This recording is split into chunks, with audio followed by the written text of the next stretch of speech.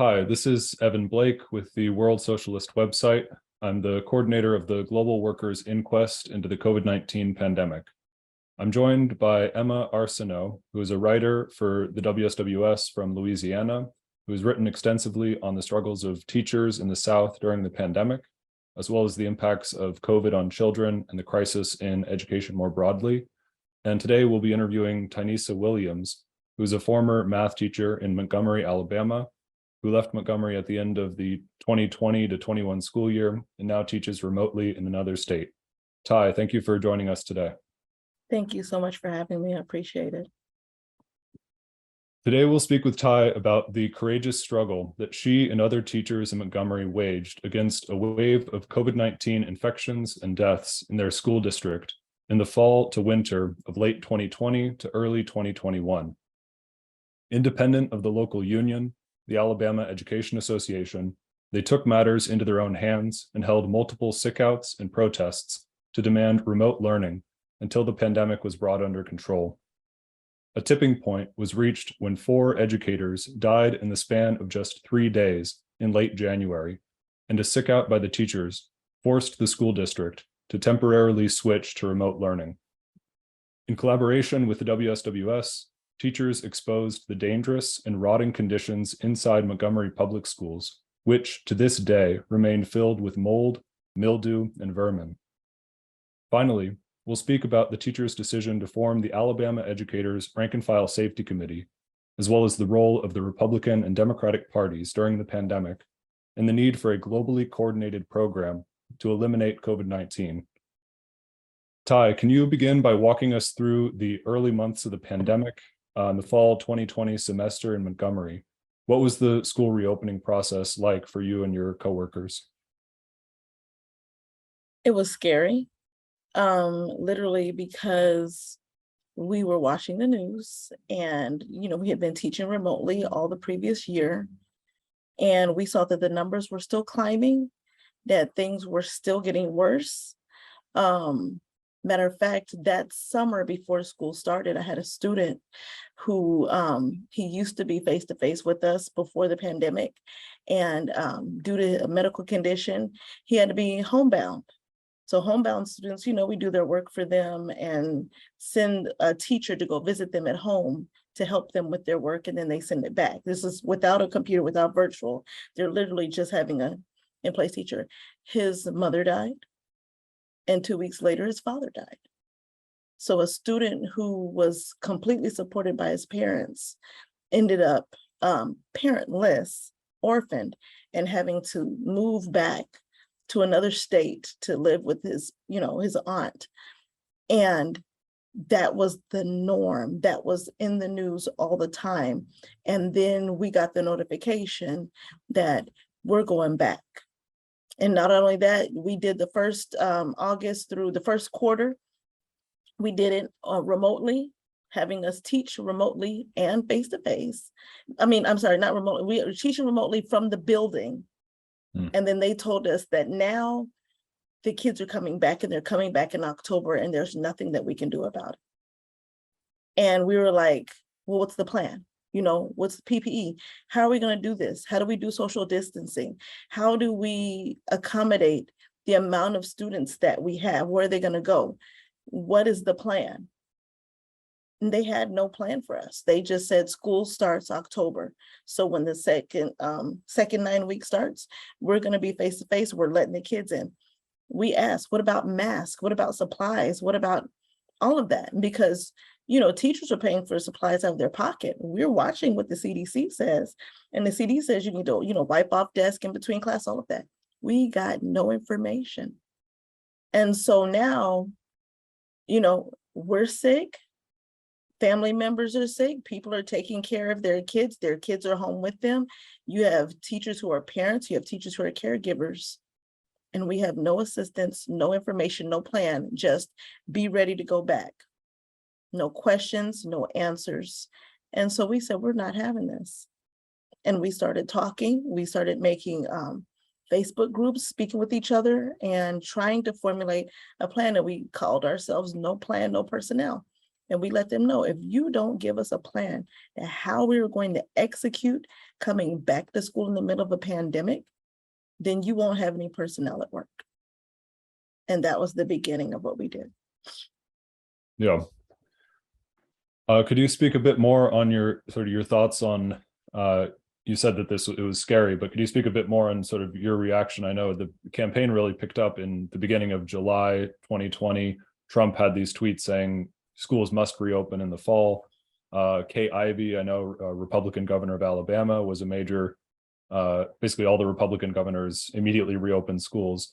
But Montgomery is run by the Democratic Party. So maybe could you speak a bit on sort of what local officials were saying and just your overall thoughts on this, this nationwide push to reopen schools? Yeah, so they told us, kids are not learning remotely. This is going to have them suffer from learning loss. We've got to go back. They need help.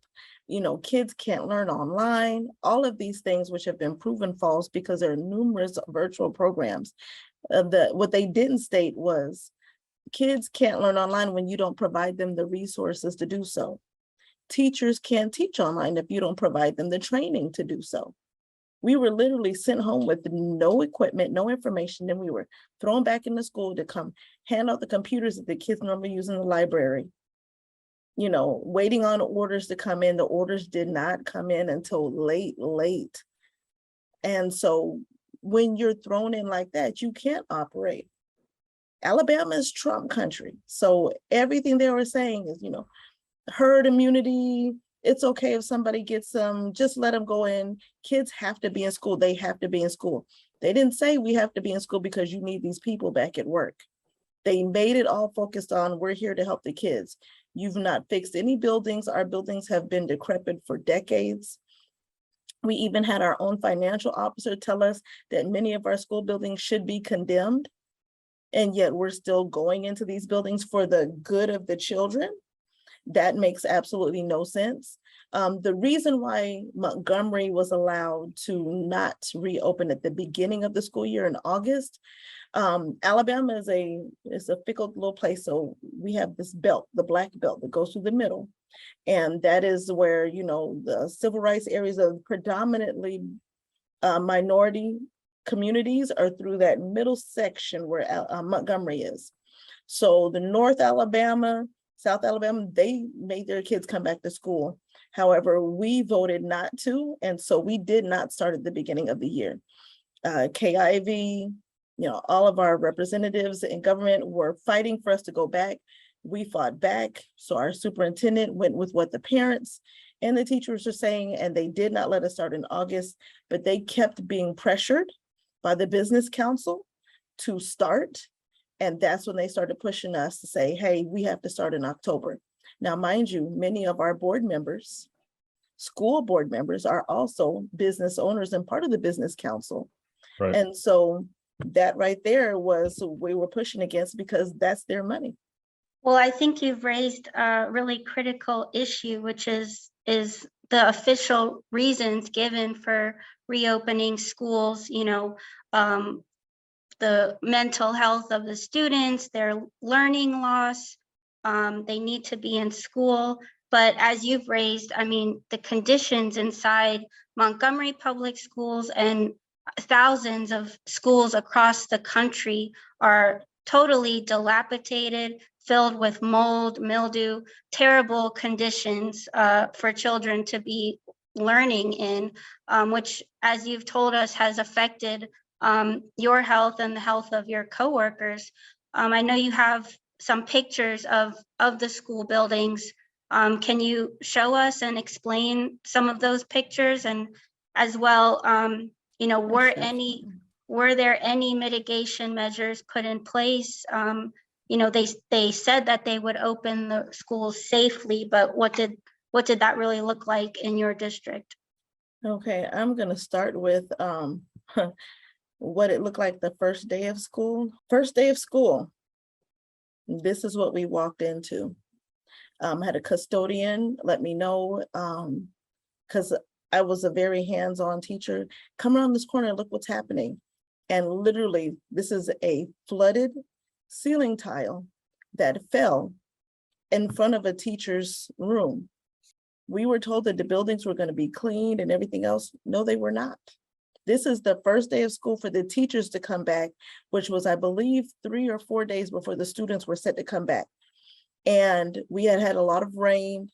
You know, it rains a lot in Alabama, especially, you know, coming from the summer going into the fall, and the rain flooded. Now we have a so-called brand new $5 million fixed roof that they spent all last year before the pandemic fixing, and yet it's still flooded when it rained. And so these are the results of the flood. That is a completely soaked ceiling tile.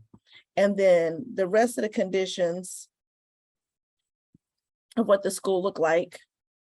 These are just various rooms of what we have to go through and see, what we have to work in. These are ceiling tiles. This is black gunk that pours out of the ventilation system. Now, this is a building that was made in, I think, 84 or 87. This is the same ventilation system from the 80s, has not been updated. And ceiling tiles that start off like clear and white, we all know ceiling tiles are white and flat. These are bowed because of the moisture that comes in from when it rains. And then the black stuff is coming out of the vents. And we have been told numerous times, oh, it's not mold. Then what is it? Because this is not natural. This is an actual air vent. It should not look like this. And the only reason why these ceiling tiles look like this is because they were replaced. Many times we replace them ourselves.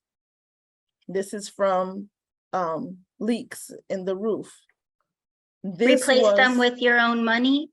No, now I will say this, we were allowed to request ceiling tiles from maintenance, and maintenance would drop them off to us, and we would wait and hope that somebody would bring it. But if we wanted to, we would replace them, get on ladders and replace them ourselves. We were told not to, but when you have gaping holes, like this is a teacher's classroom, that is the sky. This, and they were doing construction on the roof again, and there was stuff coming down out of the roof into this teacher's classroom, and she was literally forced to teach in these conditions with kids in the classroom. It's completely exposed. Completely exposed to the outside elements. We don't know if it's going to rain or not. You don't know what's going to happen. There are children up under these open areas right here. And I have to go the other way just to show you what the bathrooms look like. These are the student bathrooms. This trash can is here because we have to catch the water that is falling down. This isn't even wide enough for a small size person to go through, let alone anybody who is larger than average size. And we have students of all sizes, handicaps, everything. It looks like they're missing some doors as well. Missing doors, missing mirrors, missing stalls. And this isn't even the half of it. These are nice pictures compared to what, and then imagine a child walking into, this is where they have to go to the bathroom every day. How does that child feel valued going into something like that? This was after, remember they had that COVID mist, the sanitize. Well, that sanitation mist was sprayed into our rooms to clean the rooms overnight, and then we would come back in the morning. Well, this is the mold that formed and attached to a computer bag because that mist, our air systems were garbage. So the mist did not evaporate. So all it does is draw. And so this was left over a weekend, and we came back over the weekend, and this is what it looked like. And that's what we dealt with on a regular basis all the time. So we had mice. I've had mice run through my class. They run up and down the halls. They are not afraid of anybody. I can go into my supply closet, and I am a neat freak. I would literally have my stuff. My kids were sick of me whitewashing everything down and using my Clorox wipes. And we still had mice. They were everywhere.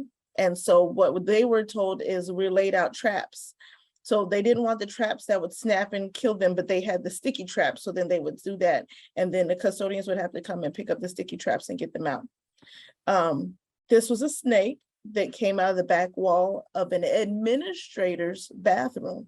So in the front office, we have administrators and they have bathrooms in their offices, not just the main bathrooms that the teachers and the students go to, but their own. And the administrator came out hollering, oh my God, oh my God. And we're like, what? And it's like a snake just came out of the wall. I was using the bathroom.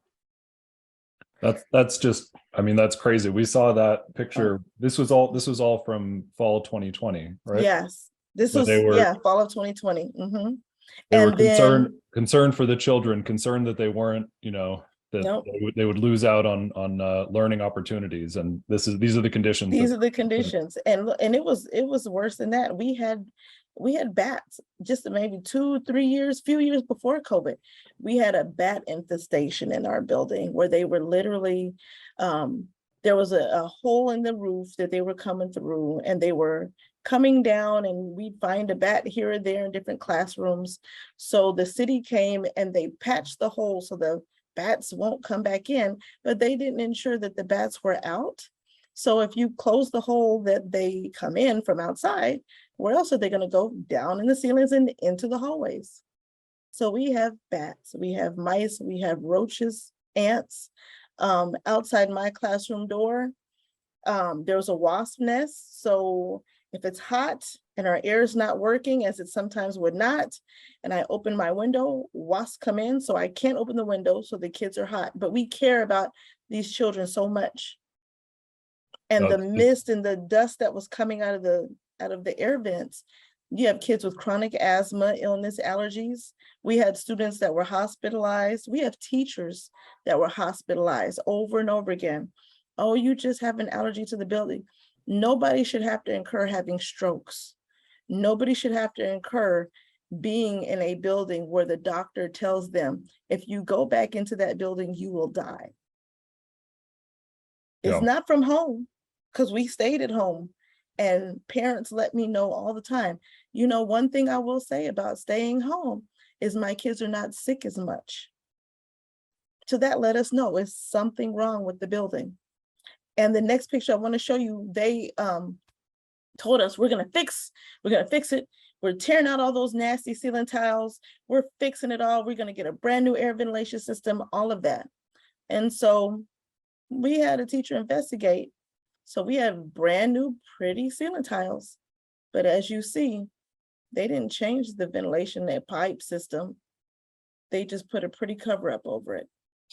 So that's what the ceilings, this is after the kids have come back into the building, after they've told us we fixed everything, we're listening to you, we're following. Now, this was Biden. Biden promised that we were going to have this whole, infrastructure. We're going to fix the schools. We're going to do this. We're going to do that. And they sent us a check for $129 million. And this is what they did with it in our building. And there are some buildings that still haven't been touched. That was their answer. So you push, we're going to have infrastructure, and everybody voted. And then as soon as we hit the building, we got to wait. We don't have enough money. We don't have enough funds. We still need you back in the building. Parents need to work to raise money for their families. And so the Democrats did a whole turn tide, and they turned against us as well. So we went from being Trump country to Biden country, and the kids and the teachers and the workers got left with the low end of the stick.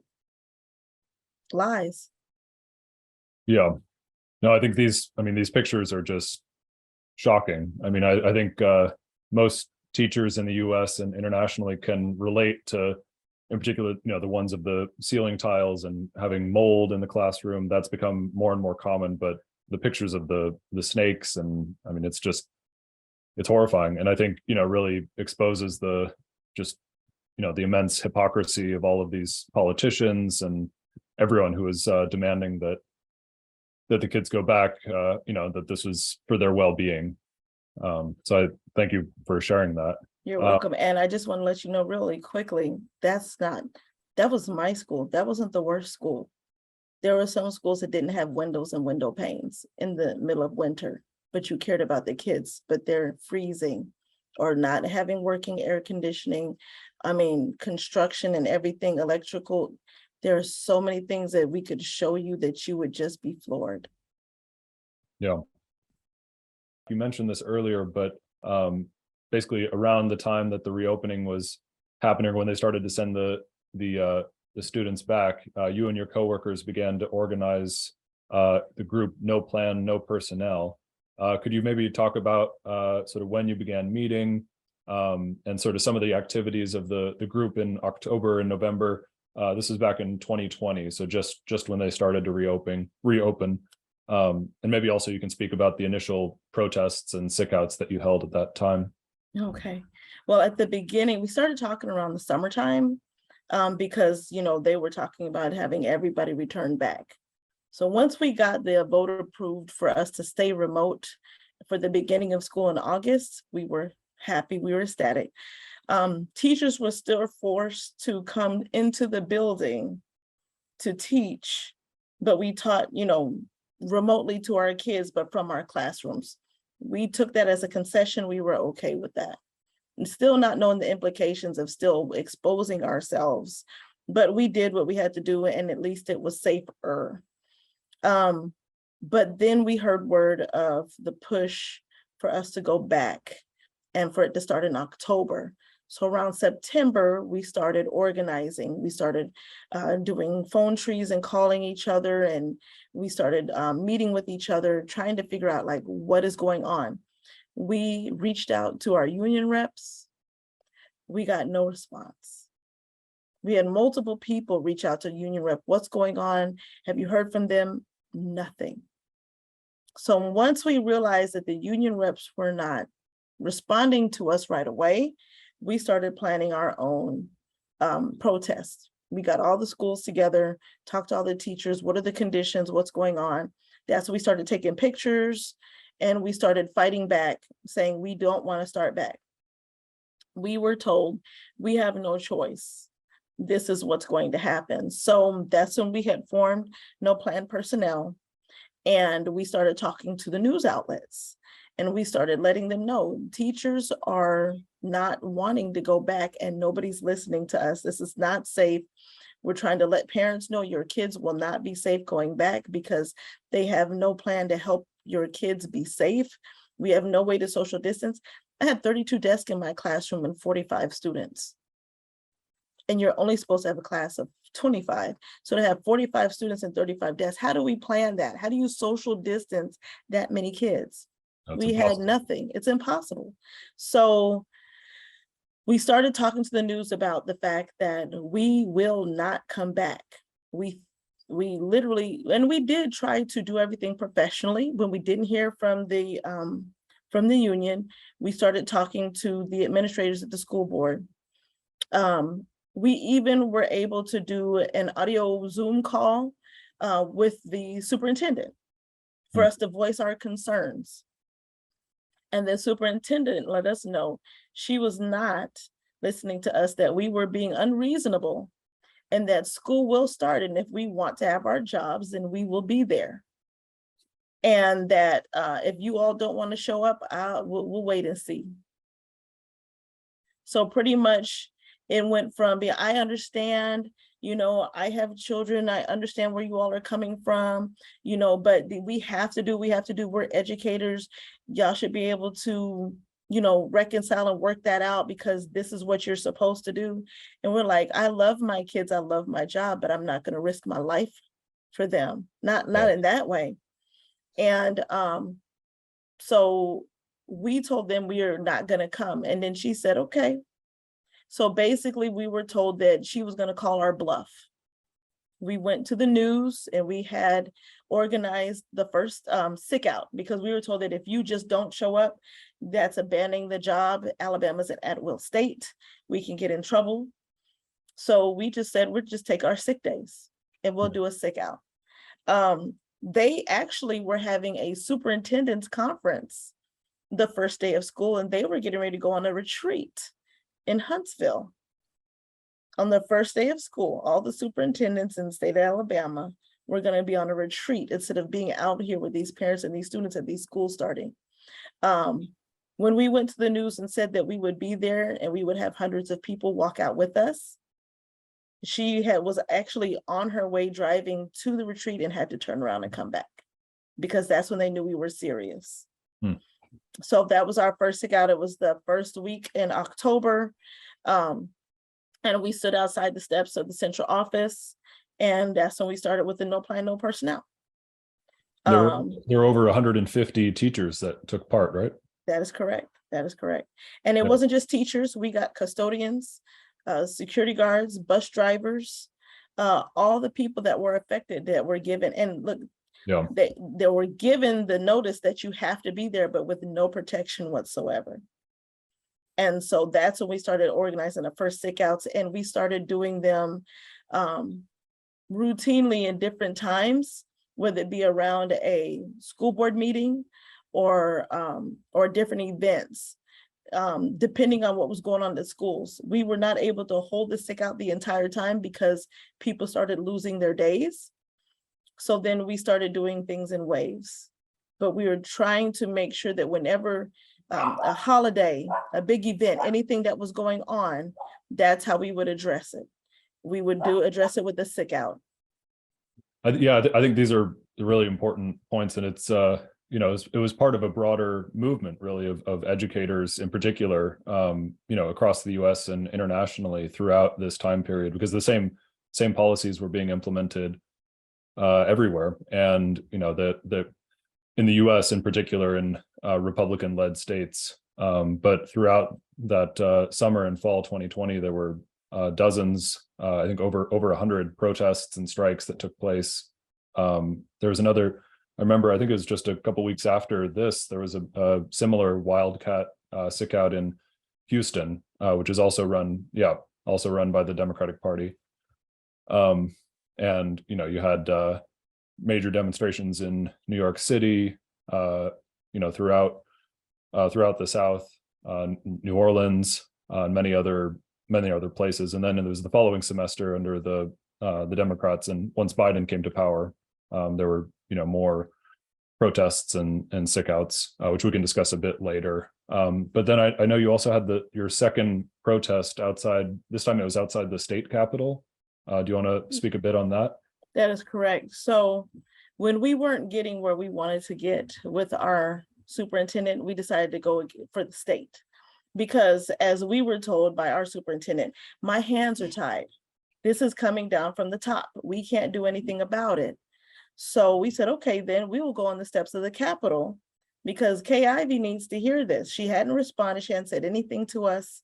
We talked about the state superintendent, Mr. Mackey, that you need to, they're saying that this is all your fault, that you did this. And so if you are making this decision and we're letting you know that this is what's going on, you need to hear from your teachers that this is not safe. This is not what we want.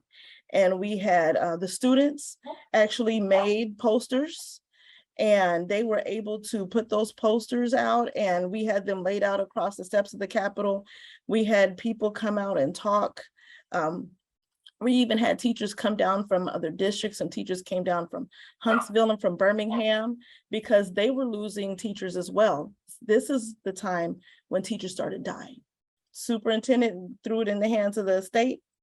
We went to the state and we protested on the same steps of the Capitol that Martin Luther King spoke on. We were right there. Yeah. No, I remember the pictures were really powerful. I remember we published those at the time. It was a major event. Well, you just mentioned teachers started dying around this time. I believe the first 2 deaths in the district were in late November. First was Morris Pitts, who was a custodian at Jefferson Davis High School, and Dr. Ennis McCorvey, who was an assistant principal at Lee High School. From what teachers and the community described, these were both very important and beloved figures in the Montgomery school community. Can you tell us about them, whether you knew them, and what impact their deaths had upon the teachers, the faculty, and the students? And as well, I know we have pictures of them. So these first 2 that passed were personal because, as you said, Mr. Pitts. So Mr. Pitts was a custodian at Jeff Davis. That's a school that's away from my school. His granddaughter was my student. He would literally do his job, work, get his job done, hop in his truck, and pull up to our school to pick up his grandbaby. I remember because he had a little brown pickup truck. That pickup truck used to be outside the school. I even remember because we watch when adults are coming in here and there, and she is such a sweetheart. I want you to meet my granddaddy. I want you to meet my granddaddy. I've walked out of the school with her to go meet him. So then when they were like, y'all remember Mr. Pitts used to be outside, with the pickup truck, he passed from COVID. And this was just weeks after his school had reopened. Just weeks after his school had reopened. Yeah. Go out of the way. What grandfather is going to work an entire day, hop in his truck, and then go and make sure he can pick up his grandbaby after school. Dr. McCorvey. Dr. McCorvey was an innovator. He was a fighter. He was such an important man. I had a student that had been through a lot of different situations, bad background, and was doing some just horrible things at the school. And, we were trying to see, we're going to have to put him out of school because he's dangerous.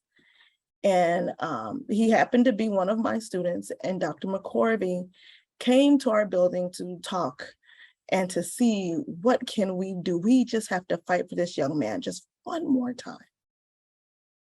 And he literally came to my room, had the student sit down because the student had refused to do any work.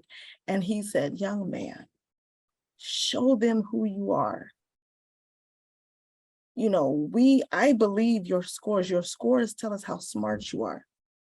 You're not doing work. We know you're acting out. He's like, but just show them who you are. I just want you to take just take this one test so we can show them. Like, he literally got one-on-one, this child that he does not know. And he stepped in to let him know, like, I hear you, I'm listening to you. That's the kind of man he was. His daughter walked in his footsteps, and she became a teacher. And she was a teacher at his school. And I remember her saying, can you imagine looking up to your dad, growing up, going to school, graduating, getting the job where your daddy works. And now you have to pull up to your job and you see his empty parking spot and walk into this building and walk past his empty desk. Because they're not understanding. It's not just the people that we lost. It is the earthquake that happens afterwards, that everybody who was touched by these people, we're going through agony and anguish, as well as health-related risk and everything else. Yeah. No, it's criminal. It's just absolutely criminal that they forced everyone back, and knowing that it was still dangerous. This was before the vaccines were even available, and this is what happened. Yeah. And it wasn't just in Montgomery, it was everywhere. Yeah. I think, one of the most instructive episodes during this period was after the first two deaths, you and your coworkers held a protest at the school board meeting. I believe that was early December, and their response was really shocking. Can you tell us about that meeting and what happened? So it was all in the news. Everybody knew that Mr. Pitts and Dr. McCorvey had passed. We came to the school board meeting to let them know this is a sign that we need to close. And the school board members sat in front of our faces, did not mention not one death. And they decided to do a gift exchange between each other to give each other gifts in preparation for the Christmas break. A spit in our face. We had another school board meeting. They passed around the president passed around a rock This rock is a symbol of strength, and this rock. So we're going to talk about this rock. You're not talking about anybody passing away. And I know at that meeting, that early December meeting, teachers used the public comments period to speak about what was happening, how dangerous the conditions were. And one teacher, the board president, Claire Weil, who owned a fleet of UPS trucks, by the way, which I think connected her to the Business Council of Alabama.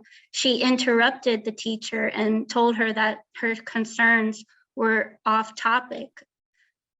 Because if totally you didn't put your callous. information on the agenda, that's not on the agenda. You're off topic. We're talking about the death of someone, but it was off topic and not on the agenda. So basically that death was not worth mentioning because we did not put it on the agenda. Yeah. That's what Claire Weil had to say. Yeah. The same Claire Weil who, I don't even know if I'm going ahead of time, who lied when we kept going to the news, and the news kept giving us interviews, and they would come back with HR and have a response, but not let us respond back to their lies. This is the same Claire Weil who said the schools will be sparkling clean, talking about January when we come back in January. And that was a sparkling lie because the schools had not been touched. Matter of fact, when we got back, the trash was still in our classrooms from when we left before Christmas break. Yeah, I have the quote here. It was from Ebony Wilkes. She was a teacher in Montgomery, and she said that she was saying, I have a coworker with 3 underlying conditions: type 2 diabetes, high blood pressure, and asthma. She's scared, but has to come to work to support her family. We're all professionals. Most of us have more than 1 degree, and we should be trusted enough to know we'll do the right thing at home while teaching virtually. And then Claire Weil interrupted her and just completely disregarded her concerns. Exactly.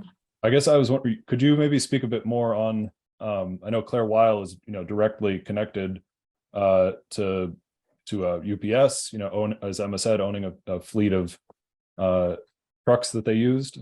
But were there other connections that you can speak about between the school board and the business council? And maybe just if you could speak a bit on the broader, the class issues and the economic issues behind the reopening of schools and sort of why they were forcing this policy. So KIV is directly connected to the business council. So many of our school board members have multiple businesses in the business council as well as being on the school board. So when they started pushing that we have to go back, they were not letting us know that we had to go back because of our businesses. The influence from the Trump administration about, businesses are going bankrupt, we have to open up these schools so that these people can work. That was what the push was, that we have to allow this to happen. KIV came out and said, I will not shut down businesses. This is as the numbers are going up, as more and more people are dying. We literally had a group called Teachers Against Dying, because that's how many people were going. We only lost a few, which was already a loss. We had some counties and some places that were losing even more than that. Yeah. And then that's just the numbers that were reported. So they kept telling us we have to. We didn't know all of the connections that our school board had to different businesses in the area until we started doing more research, because why are they pushing us so hard? Even our superintendent, we have a superintendent that's making 6 figures in a state where teachers are barely making enough to not have, we have to have 2 jobs to survive, or have 2 income families to survive. They pulled this woman out of retirement and paid her way more, about $58,000 more than the previous superintendent. We have money to do this. We have money to pay for, cars. We have money to pay for home allotments and everything else, but we don't have the money to buy teachers PPE. They gave us 1 month of PPE, 1 month, and told us it will not be replenished. That's it. You can pay for it out of your own funds. But then when we reported them for that, then all of a sudden they told us, okay, you can now use your teacher's supply money to purchase cleaning supplies, because we weren't allowed to do that at first either. So this push, this call from the governor that I will not close these businesses again, basically saying, I don't care how many of you die, we're going to keep our businesses running. That's how we were treated. That is how they continued with us. And we just were like, you put the lives of children at risk for the sake of capitalism, for money, for your business. And then you tried to make the parents feel bad for caring for their kids by saying, well, you should care enough about your kids to go to work. Yeah. That's how it was pushed to our parents. And then they twisted the media to go against the teachers so that parents would be upset with us, that we were the cause of them possibly losing their jobs because teachers don't want to work. They're lazy. They just want to sit at home and teach online and do Zoom on the computer. And we're literally telling them, we have sick kids at home. We have sick parents at home. This is not about us. This is about the greed of money and these businesses wanting you workers back. And they don't care about your kids. They just want you back at work. Yeah, absolutely. No, those are critical points. And I think, that was the whole crux of the matter, is that they had to reopen schools in order to get parents back to work. And I think just the fact that these city council members were directly profiting off of this policy, which killed educators and sickened educators, sickened students. It's really a damning indictment of the whole social system. And this entire, it wasn't just Montgomery, as you said, it was across the US. It was internationally, the same lies were being told. And just in the US, during the first year of the pandemic, the billionaires amassed over $1 trillion collectively. So this policy of reopening everything, reopening the schools in order to resume the flow of profits, a tiny layer of society profited immensely off of this policy, which killed hundreds of thousands of people and millions throughout the world. Yeah, exactly. If I could just interject, I think you raised a really important point about how the media, the politicians, even the school districts really consciously try to pit teachers and parents against one another, when really, I mean, it's in both interests to have safe schools, safe environments for the students. And I think at the protest you all held on the state capitol, one of the really important points that a teacher made, Natalie Wright, when she was speaking at the protest, she said, employers need parents to return to work, and parents have to go to work to continue their livelihood. So it looks like we're in a fight pitted against each other, but that shouldn't be. We're on the same team, fighting for the same thing, parents and teachers and all workers. Plant workers, automobile workers, Walmart workers, Burger King workers, all workers need to come together. And then she points out that the government has given trillions of dollars to Wall Street, and that money needs to be given, she says, that's our money, as in the working class's money, and it needs to return back to us. Could you maybe just speak a little bit about why it's really a matter of bringing together the working class, parents and teachers in a unified struggle, for safe schools and against the pandemic? The pandemic was used as a catalyst to show us that our lives didn't matter, just the worth of our work. We were literally used as glorified babysitters because they didn't give us the resources that we needed.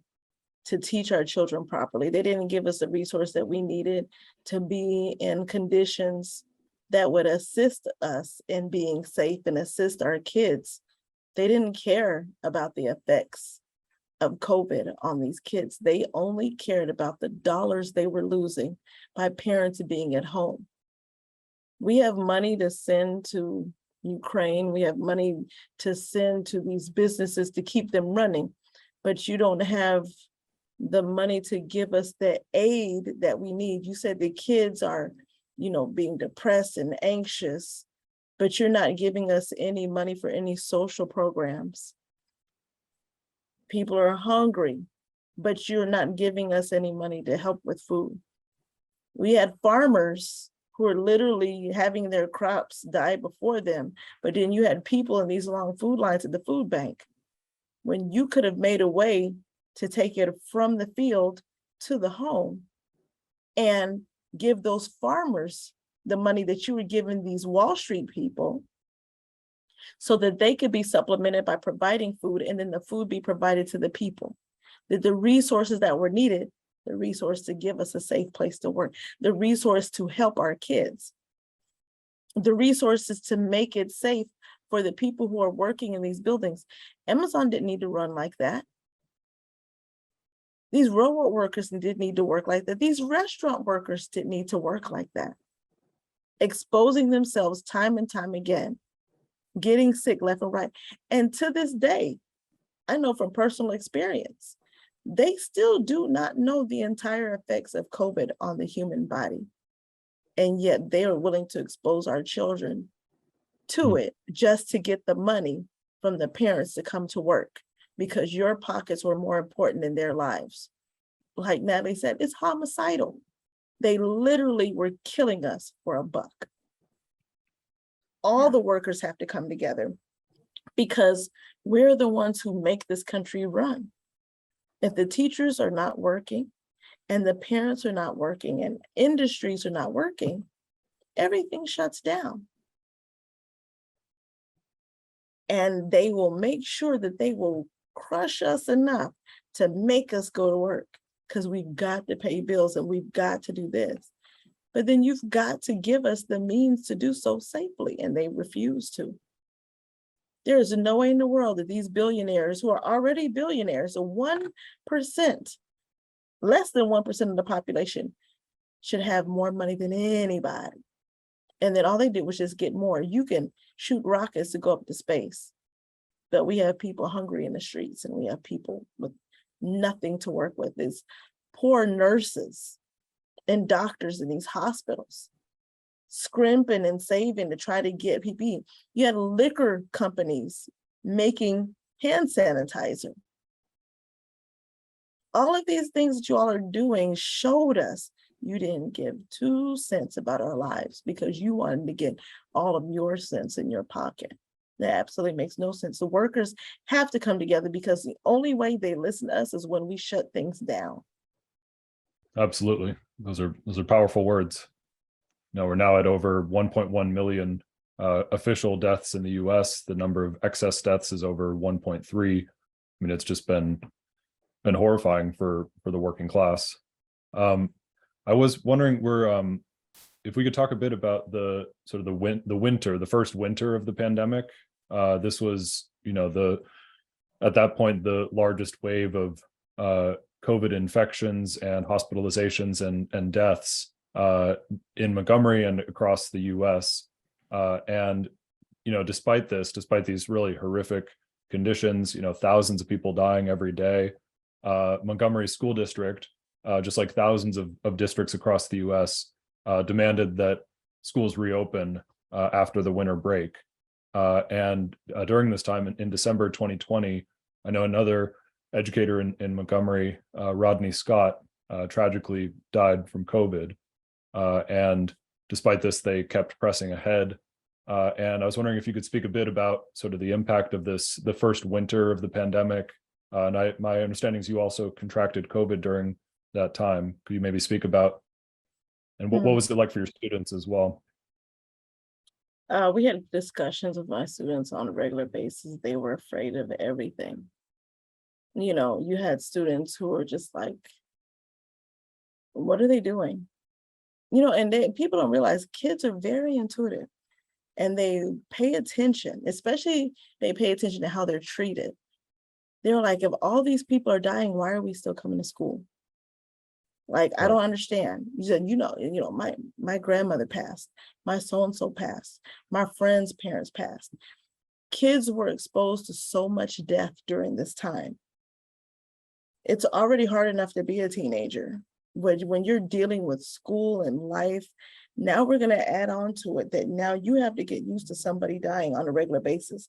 I literally lost somebody that I knew every month of COVID, every single month, besides coworkers and other teachers in other areas, personal friends, personal people that I know. I literally, starting in January, February, March, April, I lost somebody, mother of 5, father of 1, so many different people. And we're not talking about older people. We're talking about people in their 30s and their 40s. Yeah. Kids passing away. They said after Thanksgiving, don't go to school. It's going to be a super spreader. And our superintendent put out in the news, we will not be going back. We're going to wait a week after Thanksgiving to come back because it's going to be a super spreader. It was all in the news. Then something happened and they changed their minds and told us we were coming to school immediately after Thanksgiving. And we protested. We said, no, you can't do this. And they said, well, that's not enough time for them to come back before we have to go for winter break and the kids need to be in school. So I came to work on Monday. Wednesday I got COVID. I was supposed to have a medical procedure and I, went to go get my COVID test and got a phone call on Wednesday and they were like, you can't have the medical procedure because you tested positive. Now I have an autoimmune liver disease, which I have been researching. They said that they do not know the effects that this can have, but it can be completely detrimental to your life if you catch COVID. So thank God I didn't have a lunch period that period. It was during lunch, but I didn't have a class. I was in the courtyard of my school building, just literally broke down into tears. Yeah. I let my principal know and there was like no care, no concern. Because to them, I was the troublemaker, the starter of the, you're with those no plan, no personnel protest people. It was just like, did you call HR? Call HR and fill out the form and you can leave. That's basically what I was told. No, I'm sorry. I hope, everything goes well, nothing. And then it continued. The deaths continued through December.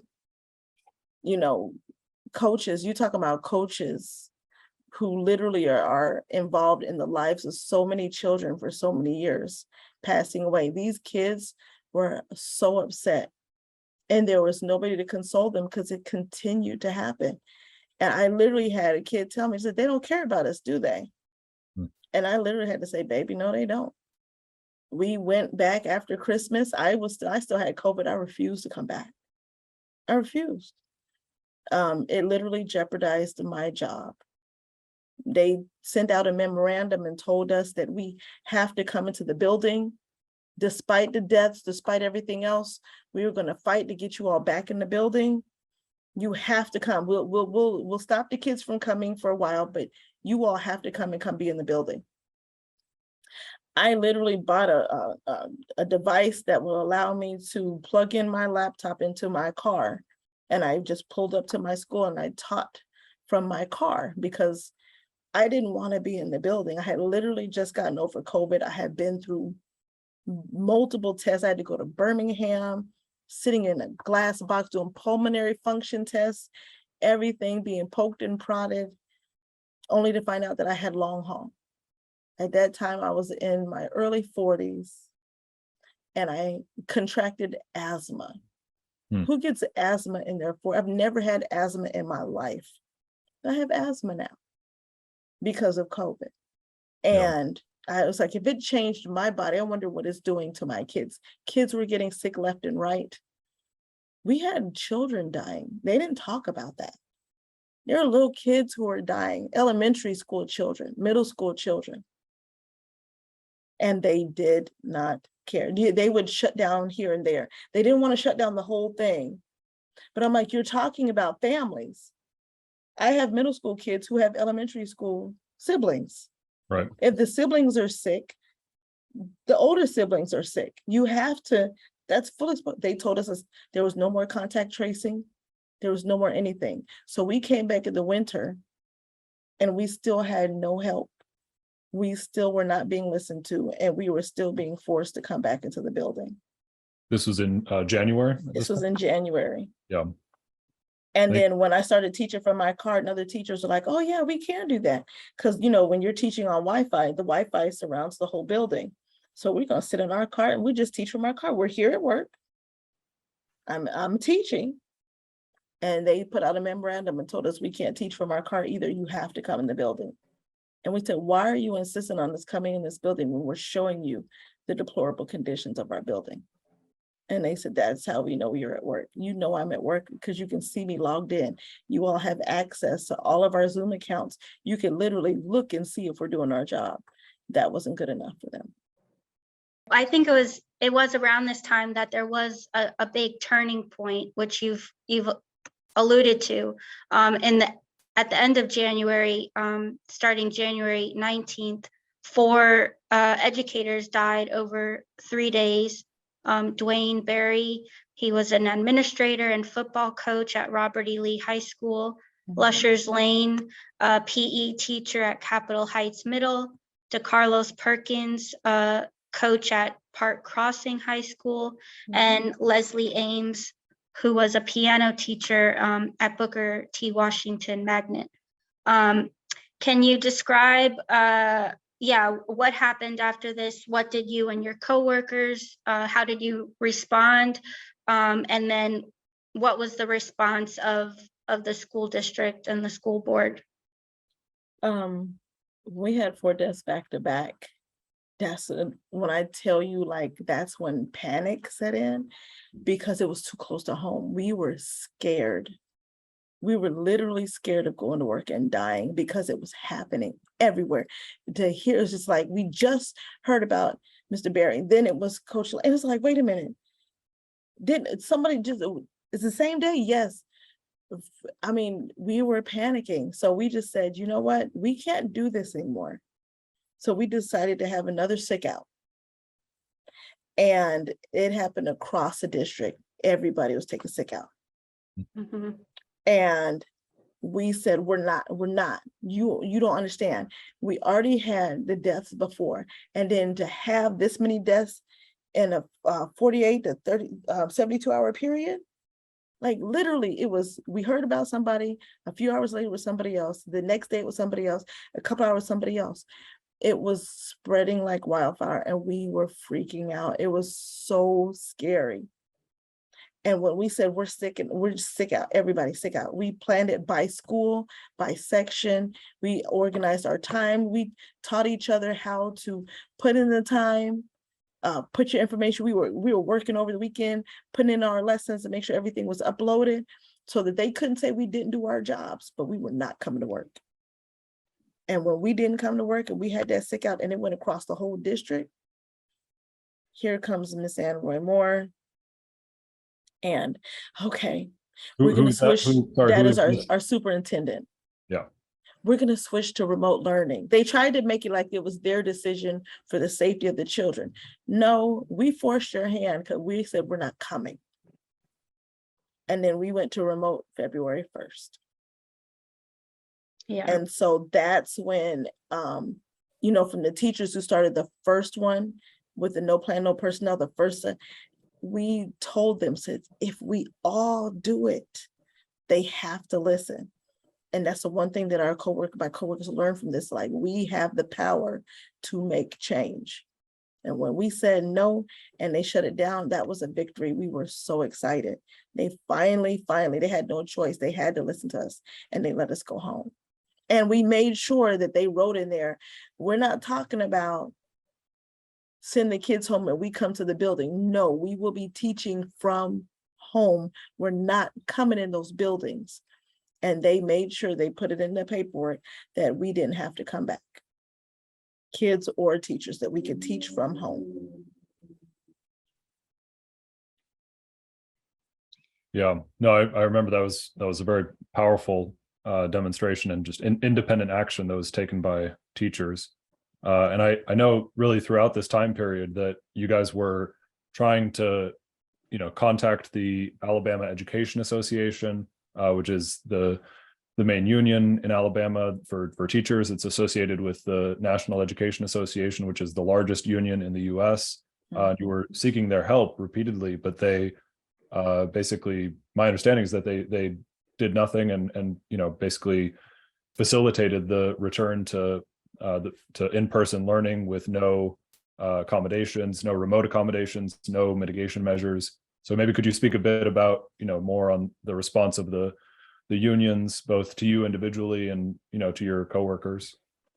So when we started in October, we had started contacting AEA, and we were trying to reach them. We were texting each other like, have you heard back? It's like, no. Did you message them? Yes. We called, we texted, we emailed, and we would receive no response for the longest. When we finally got in contact with our union reps, they let us know, well, you all went on ahead with us and you didn't come to us first to plan this protest. And so we feel like y'all went above our heads to do it. And we let them know, we didn't start off to go above your heads, but when we didn't hear from you, we still were planning on not going. We were told individually to put in grievances and complaints. Individually, y'all can't do it in mass.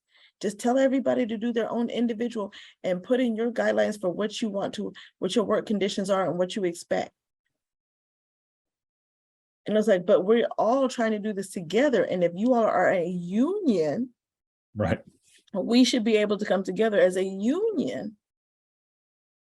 And that's why we had to call it a protest, because we sure couldn't call it a strike, because we're a non-bargaining unit, which I still have a problem with, because if it is our constitutional right to strike, why are you creating laws to tell people that they can't?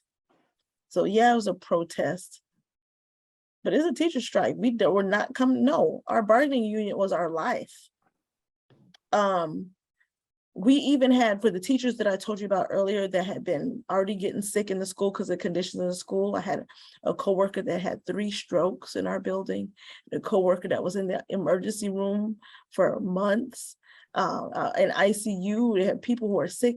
We had new teachers come, and the minute they came in our building and had to work, started getting sick, because that's how bad the conditions were with our air ventilation system. We were telling them that, hey, we had evidence. I had literally a pack of evidence and gave them to the lawyers at AEA and waited to hear back, to the point where they had it so many months. I called them, I said, I just need my book back, because you're obviously not going to do anything. We were told that because AEA is open to everybody, that they have teachers and administrators on their books, and it's a conflict of interest for us to fight against each other. So their job is for us to compromise and find a way to find a balance. So there's no compromise when it comes to our life. When I complained and I was like, no, I can't go back because I literally have a liver condition, I can die, I was yelled at and told, you can't have it your way. You're asking for too much. A union rep said that. My union rep said that to me on my cell phone, yelled at me and said that I can't have it my way. You're going to have to compromise somewhere. No, sir, I do not. Because at the end of the day, what's the point of having a paycheck if I'm dead? Yeah. So if I don't come to work, I'm not coming to work, but y'all not going to make me come to work, and you're not ensuring my safety. So we literally had no support. We started talking about, we're just going to stop paying because, we have a monthly allotment coming out of our paychecks to pay for our union dues. And we started saying, no, we're going to cancel. We were told, you can't do that. The contract is for a year. And we said, oh, watch us.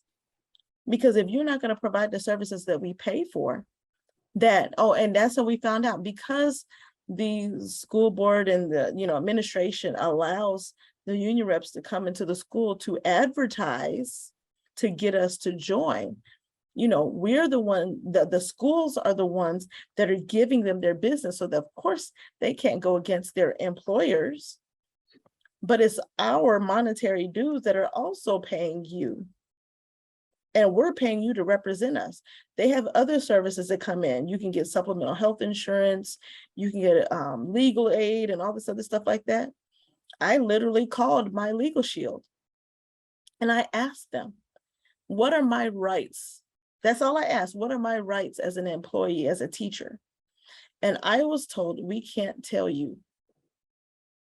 And I was like, I don't understand. We can't tell you what your rights are because as an employee, your employer is also one of our customers, and that would be a conflict of interest. And I said, how is it a conflict of interest for you to tell me what my rights are as an employee? I'm not asking you to do a lawsuit. I'm not asking you to sue. I just want to know what my rights are. And they literally told me, we can't tell you, but I've been paying you my money every month. But you can't afford me the protection of information. So then we went to the legal offices in the city and we were declined at every turn. We finally got to one legal office that told us, you can't fight the school board and you cannot fight the Department of Education. That's a losing fight. She said, you will not find not one lawyer in this city that will go against MPS. We can't, it's a losing battle. So you had to find somebody from outside the district to come in and fight, but there will be no lawyer in this city that will help the teachers. And that's what we were told by a legal office. Well, I think that speaks very well to the role of the AEA, but also the teachers unions nationally, the National Education Association, the American Federation of Teachers, which really as early as the spring and summer of 2020 made very clear that they would enforce the reopening plans of the Trump administration. And then they've worked very closely with the Biden administration to force teachers and students back into school buildings. In the summer of 2021, the president of the AFT, Randy Weingarten, went on a $5 million tour across the country to really coerce educators back into the school buildings. And I think I just wanted to read one quote, which I think is really important. If you look on the AEA's website, it says that in January of 2021, the AEA sent a letter to Montgomery Superintendent Dr. Ann Roy Moore, and the Montgomery Public Schools Board of Education regarding educators' deaths. As a result of their letter, Montgomery Public Schools moved to remote teaching and learnings until its employees are vaccinated, which is a complete lie. I mean, as you said, it was the independent initiative of you and your coworkers waging a sick out, refusing to go back to school. That's what forced the hand. The AEA, they left you to your fate, and afterwards they wanted to claim credit. So I wanted to move from here into the formation of the rank and file committee. In early November 2020, No Plan, No Personnel first made contact with the World Socialist website and with the Educators Rank and File Safety Committee, which was really the only organized political opposition to the official pandemic policies of the Republicans and the Democrats. Many of you attended national meetings that we held with teachers from Chicago, New York, California, and even internationally. So can you speak to the role you saw the Educators Rank and File Safety Committee playing during this period, its efforts to organize opposition, not only on a national basis, but really bringing together teachers and parents internationally, and then go into why you all made the decision to launch the Alabama Educators Rank and File Safety Committee independently of the unions and the Democratic and Republican parties. So when we started trying to do more research and get information, connect to other teachers, we could find no media outlets that could help us with any information, not any true information. That's what, like when we started with our local news, we started finding out that they are biased in how they report their stories, and it's pushed by, who has more influence. So that's when we came across WSWS and started seeing the articles, and we were reading and hearing the truth. And it's like, yeah, that's us. And we started talking to you all, and we started having interviews, and the same interviews that we were given to some of our local media that started off printing what we said, but then they would print what we said and they would print what the superintendent them said, and it would always be, this versus this. When we spoke with you all, we got the whole story, we got the history, we got more information, we got facts and data. We got connections to other states, other cities, and then we saw that this is big. See, we felt like little fish, and we felt like we were just the only ones that we were going through this. And by connecting with WSWS, we were able to see that it's all of us. And it's not just here. It's in other countries, it's international, like it's everywhere. And we started like, we need more information. We need more truth telling in our media, and we need to connect with other people. And it was through the meetings and the webinars that we were able to hear what other teachers are going through, share our story, then see, okay, when y'all did this, what happened? And started linking up. We started finding out, okay, this is when they're going to do it. We're going to do it the same way. It became a wave of empowerment. Then it was like, oh, it's not just the teachers, it's also your healthcare workers. It's also your factory workers. And we're just like, yes, it's not just us. Then we found out it's in other countries, and they were putting on protests. And then to connect to somebody from a whole nother country I've never been to, and to have them say, we read the article about what went on in Montgomery, and we were rooting for you guys, or we're praying for you guys. And we, oh my gosh, you guys, inspired us for us to start. Like we didn't even know our impact of when we did no plan personnel. So we said we were going to have an Alabama Educators Rank and File Safety Committee because we didn't trust anybody anymore. We couldn't trust our administration. We just sure enough didn't trust the Republicans. And then we really found out you can't trust the Democrats either. I used to call, left wing, right wing, or left wing, right wing, the two wings on the same bird. So we realized that we can't trust anyone. And that's very hard to say, especially being in the South, especially with the number of people, the Democrats have pushed themselves out to be, saviors of the, African-American race. We're the only party that's there for you. It's a lie. They use race to split us up. And they really did not care about any of us. So then we started looking at what other workers are going through. The Amazon workers were protesting, the people at Volvo, the Warrior Met workers. We were finding out about everybody, and it was just like, yes, let's all protest, let's get it. Because it's empowering to know that you're not alone in your fight, but then to get the additional information that you all provided us helped us when we started going forward before the school board.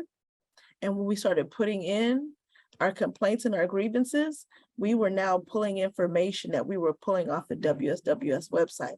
We were pulling historical knowledge, we were pulling information, and that helped us in our fight because now we had power behind our words and we had information behind your words. And when you have all that behind you, you're able to fight an even stronger fight. They can't just play word games with you because we had that information. They lied about us so much, and you all were the only ones that printed the truth. They said they did this, they did not. But if all you read is what they put in that article, then that's all you're going to know. That's how we had to get more information.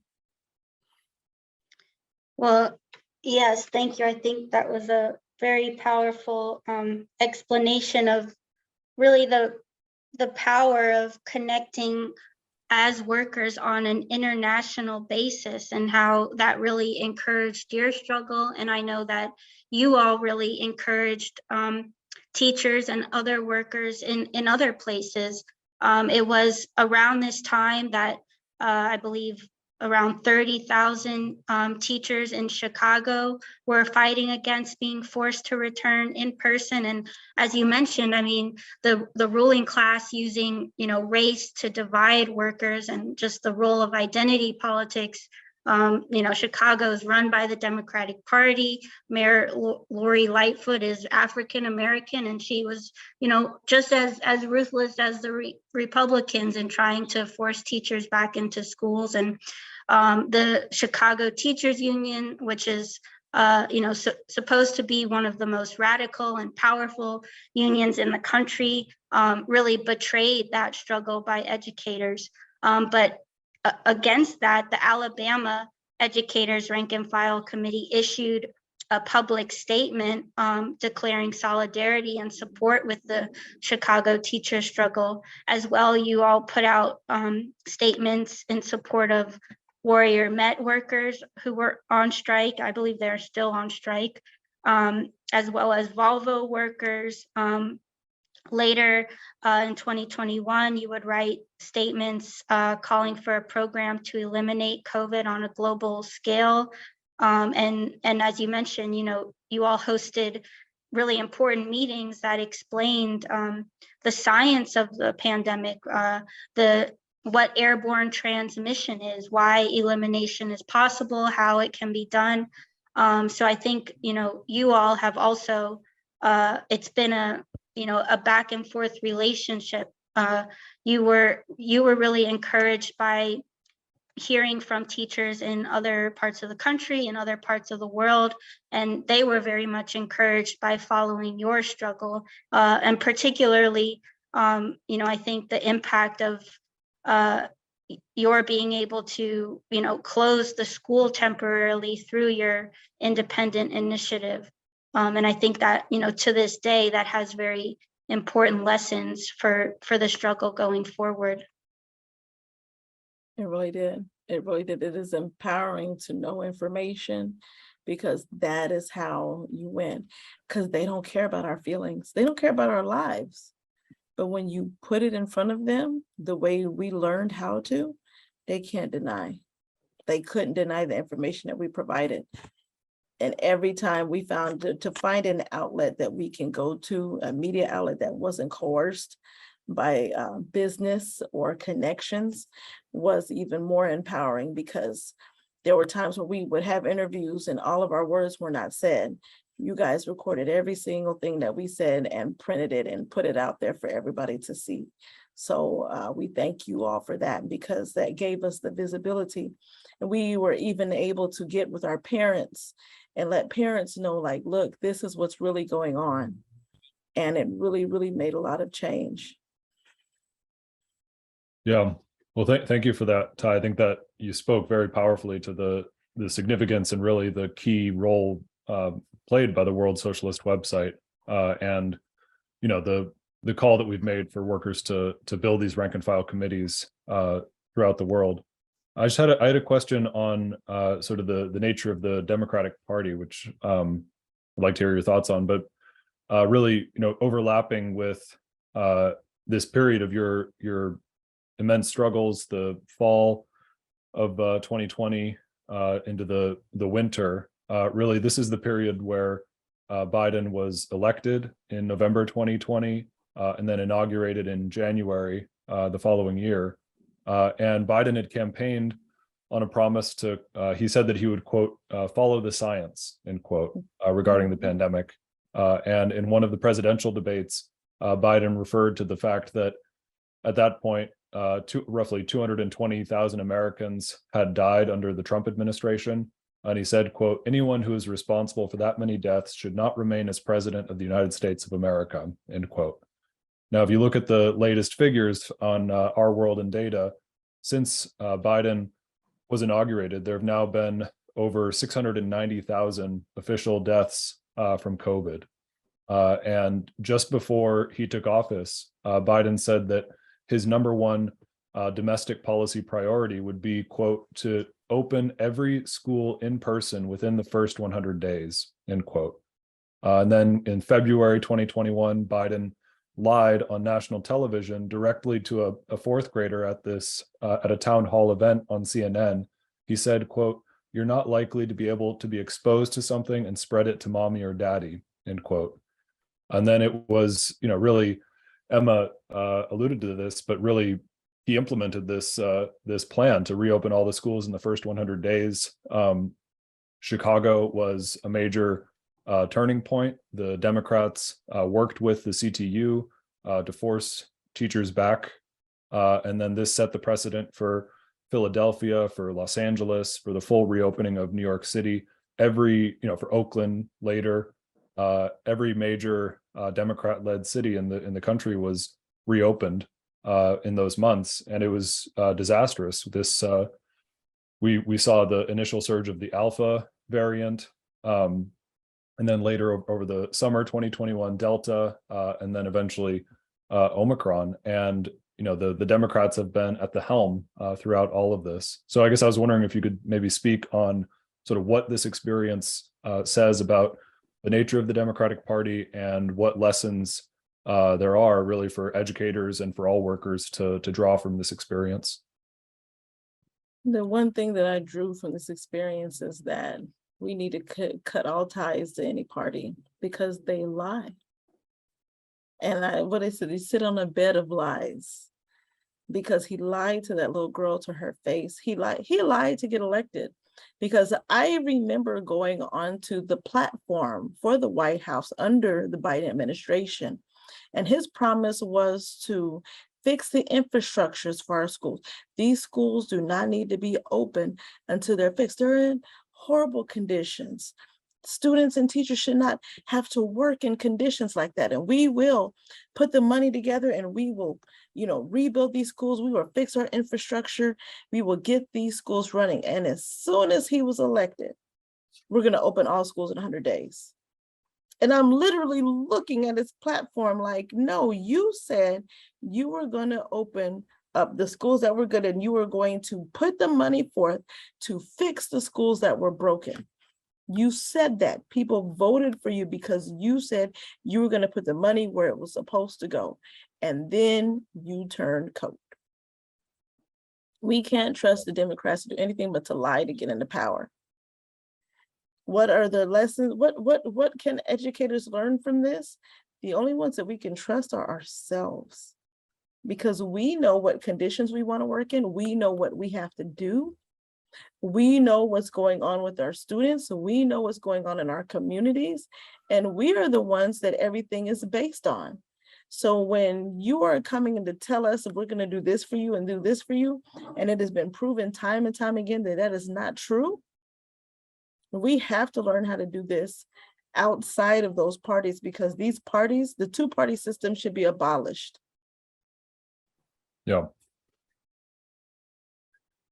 No, absolutely. I think those are important points. I think there has to be a complete break with the Democrats, and really, their response to the pandemic really shows that they, just as much as the Republicans, serve the capitalist class and are hostile to the working class. I think that was a very clear response about the role of the Democratic Party. And as we've seen, particularly since the Omicron wave in early 2021, the Democratic Party has, very much adopted the herd immunity strategy that was pioneered by the Trump administration, and Biden, and really his advisors. Even the CDC has insisted that the American population has to accept the pandemic basically forever. Everyone will get infected.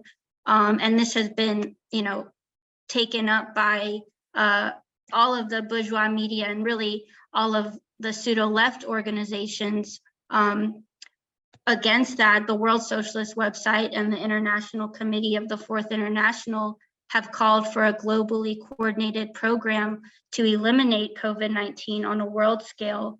And really, we remain the only organized political tendency that is fighting for this program.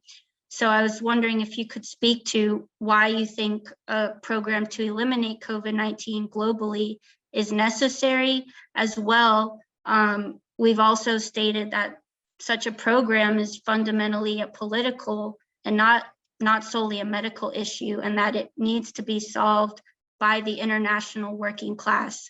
And if you could speak to your thoughts on that. The only people that have showed us that this elimination works are people in our international community. China showed us it could happen. I forgot the other country that did it too, but they proved to us that elimination works. Think about it. We didn't have measles anymore until people stopped following the program. 20 years. There are so many things that the science has showed us that diseases can be eliminated if you remove people from contacting each other and it doesn't even have to be a long amount of time. The only reason why it didn't work when we shut down is because we didn't shut down. Not fully, not for real. They were so worried about missing money. They continue to have things run, so you continue to put the disease in the air. Keep everybody home, close it in. And we have proof. So when we look at our international communities, especially communities that are bigger than ours, and they show us how it's done and they get it done, we should have followed in their footsteps. And we did not. So it is necessary to eliminate it because nobody deserves to die of this disease, especially when it is 100% preventable. Why are people dying from something that can be prevented? That's loss of life, that's loss of knowledge, that's loss of love for no reason other than somebody's pockets. And it makes no sense because the government has the means to.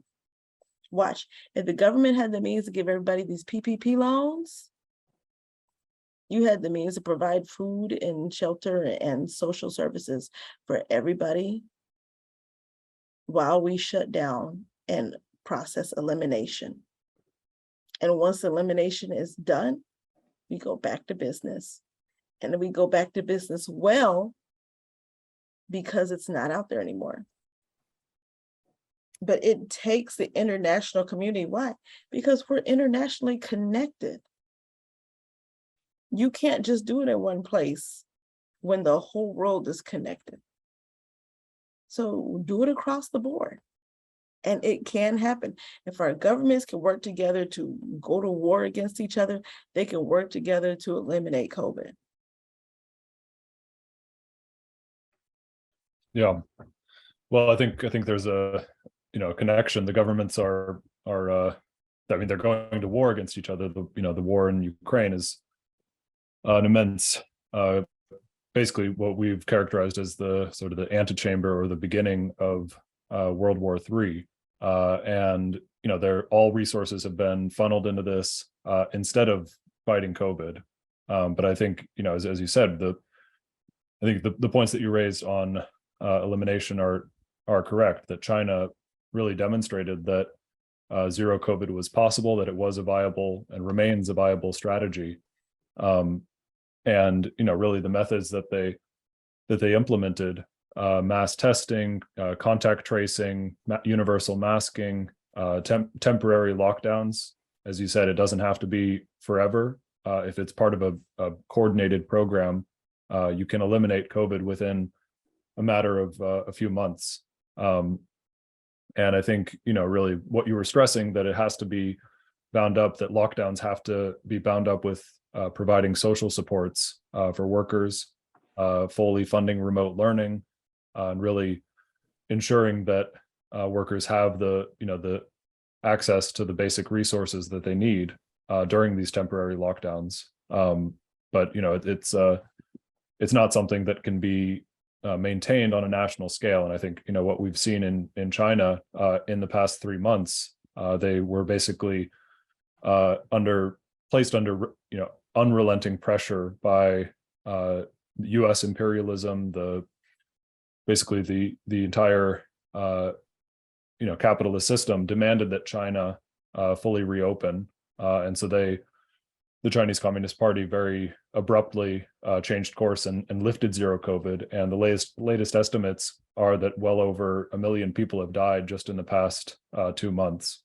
And I think, really it underscores that, this has to be a global policy, which, only the working class is going to fight for and really maintain. So I think, it's the points that you made on this are really critical. And I think just that, the connection to the war is very important. The pandemic is not the only threat that's facing humanity.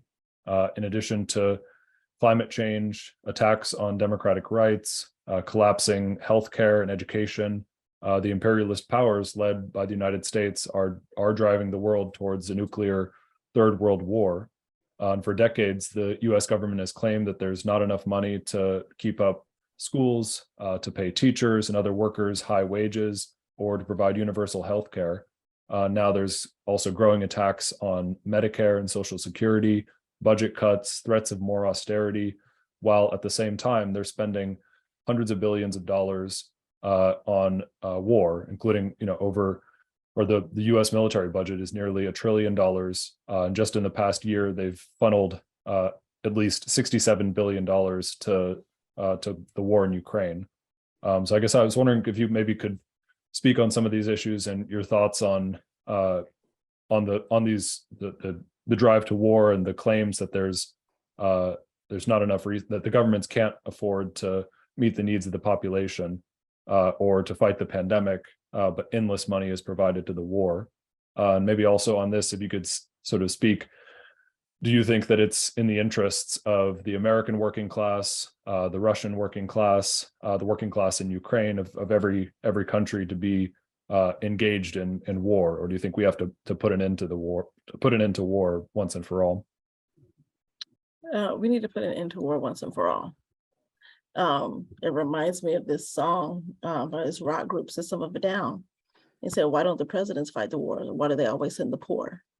And I literally resonate with that so much, because they literally send the working class out to war.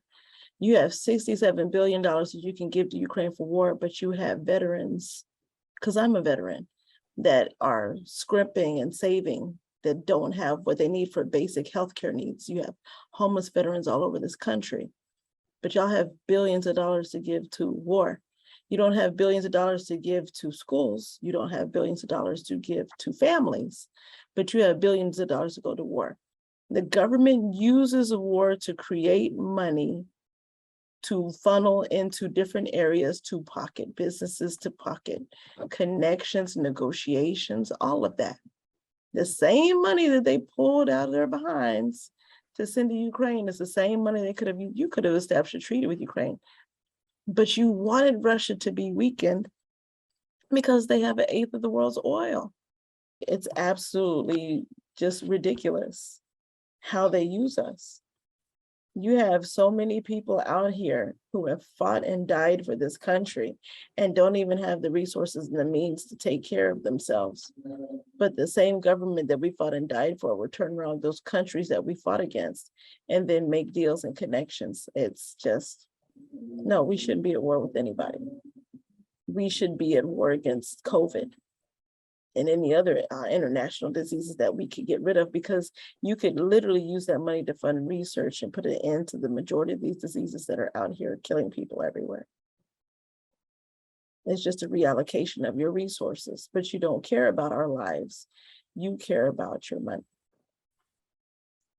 The US is really accelerating the involvement in the war in Ukraine, and also, really trying to whip up fear inside the population with, the propaganda on the Chinese spy balloon.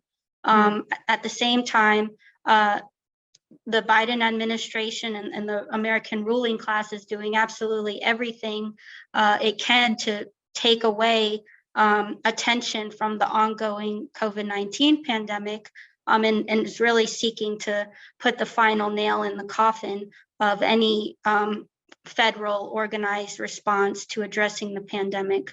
In coordination with the Republican Party, the Biden administration announced on January 30th that the COVID-19 national emergency and the public health emergency will end on May 11th. This will stop all government funding for the pandemic, including testing, vaccines, treatments. In effect, this is codifying Biden's lie that he said last September, quote, "The pandemic is over." And in a recent statement that I think reveals the true sentiments of the capitalist class, he was referring to the death toll of over 1.1 million Americans from COVID. Biden said, quote, "I sometimes underestimate it because I stopped thinking about it." And I was wondering if you could speak to these statements and the ending of the federal emergencies, and what this says about the nature of American capitalism, and what does this say to millions of workers like yourself about the value of your lives within this system? It shows us that they have no regard for our lives. It also shows us what the plan is. How did you pick May 11th? Right before we get ready to get out for school, right before everybody gets out for the summer, because you know that now people are going to be going to work, going on vacation, going all over the place. You want to end a public health emergency right in the middle of the time where everybody's going to be congregating together, family reunions, all of that stuff all happens around the summer months. But you're going to stop all funding for everything. Well, if I see you're going to stop it for testing and vaccines, that lets me know that you're going to find a way for us to have to pay for it now. That you will stop treatments, we're going to have to pay for it. So then that means you're getting together with these insurance companies and everything else to find a way to now monetize, because they've gotten tired of, paying for all of our stuff. I mean, all this shows me when you cut government funding off, that means it turns into a lucrative thing. That also shows me that you have no regard for our lives whatsoever, because you're declaring something gone that has been proven to you that it is not gone. I have students out with COVID right now. Now they're getting COVID and the flu. Remember, the flu was gone for a while. Now it's COVID and the flu. All of these things that they're doing, they are pulling themselves out from doing any kind of support for us, even the smallest amount that they did. And I know they're going to turn this into a lucrative amount. They're going to make sure the capitalist system makes money off of every decline in our health, in our lives, and everything else. This will turn into a monetary thing. Then those who have will have, and those who don't will continue to die off. It reminds me of Scrooge. It's like, let them die. It'll decrease the surplus population. They're allowing us to be killed off while they continue to make money off of our deaths. We're at a point now where over 2,000 children have died from COVID in the US. According to our sort of independent investigation, at least as of last year, at least 8,000 educators in the US have died from COVID. And as I said earlier, the estimate of excess deaths is now over 1.3 million Americans. So it's just been a monumental tragedy. And, he's stopped thinking about it. I don't think it was just, sort of dementia or, sort of lack of mental fitness, but he doesn't think about it. He Doesn't care. Yeah, he doesn't care. He's more concerned about waging war with Russia than the pandemic. It's sort of out of sight, out of mind. And I think it's important to stress that, while the capitalist elites are really plunging mankind towards nuclear catastrophe and lying that the pandemic is over, workers throughout the world are entering into struggle against the increasingly horrible conditions they face, against rising inflation, against attacks on their pensions, on social services. Just in the past month, there's been major strikes and protests across Europe involving millions of workers. The ruling elites are basically demanding that they accept the elimination of their pensions in France, the complete dismantling of healthcare in Britain, and the scrapping of all social services across Germany. And in Germany, they've reduced the health budget to what it was, less than what it was before the pandemic. There was an increase during the pandemic, and now it's even lower. And they're every capitalist government is sort of promoting these same lies that the pandemic is over, and prosecuting this war against Russia. But I think the movement of the working class is very significant in the U.S. Last year, we had the powerful campaign by socialist auto worker Will Lehman for president of the United Auto Workers Union, and he received the votes of thousands of workers. Really showing that there is support for genuine socialism within the American working class, and really an immense hostility to the pro-corporate union bureaucracies. And later this year, there's a whole series of major struggles on the horizon in the U.S. among educators, auto workers. The big three auto contracts are coming up next fall. Healthcare workers are entering into struggle, as well as other sections of the working class. So just to conclude, I guess I was wondering if you could maybe comment on these issues, the growing opposition in the working class, and really the need to build the International Workers Alliance of rank and file committees in every industry and in every country. And you've spoken to this during the interview, but maybe you could make additional points. Sort of what have you learned from your experiences during the past 3 years of the pandemic, and really the need for workers to organize themselves independently of the pro-capitalist unions and the capitalist political parties? I've learned so much throughout this entire experience. I learned how little value that they have for our lives, yet they value our product, what we produce, the things that we do, the money that we make them.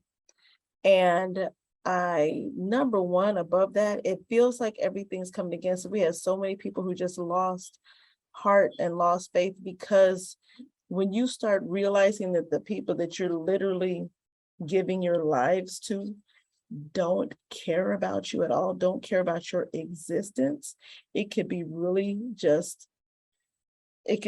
hurtful. It can really just like, dang, like you feel worthless. What am I going to work for every day for people who don't care whether I'm here or not, that will replace me in a heartbeat? But above that noise, I learned that we are so much more powerful together. I learned that, like, when we saw Will Lehman, like yes, because the union should be us. It should be us, the workers. It should not be these bureaucrats that are coming in, making money off of us and then not protecting us. I learned that the union cannot do anything for us. They can't, because it's a conflict of interest. But I did learn that we can do for ourselves, and that we can do it together. And if all of these struggles that are getting ready to come up, I need educators, auto workers, healthcare workers, restaurant workers, everybody who's in any industry that without us, there would be no industry. I need for us to recognize our power, because that's the one thing that I learned. And that it's not just us, it's internationally. We have to connect to our rank and file committees, because that's how we get plugged in. When you get plugged in, you get the information, you get the knowledge. You also inspire each other to fight for yourselves. And then we start fighting together. We started here, and it's state by state until it's the whole US. The US influences what's going on in other countries. Other countries are showing us, hey, these are the countries, the ones that showed us that we can, that elimination works. We can do that. And we fuel this thing all together. We have learned, and history has shown us, that the workers can fight and that they will bend to our demands because they need us. They don't care about our lives, but they need us. They will not exist without us. They won't have anything without us. So the one thing I know about industry is that if we learn our power, and that what us coming together corporately to fight for our rights and for our lives, that power will push down any system or structure that is meant to hurt us. That we have the ability to fight back. That the nature of capitalism is to do whatever it takes at the expense of whoever's life to continue to run and to make money. And we have to shut that down.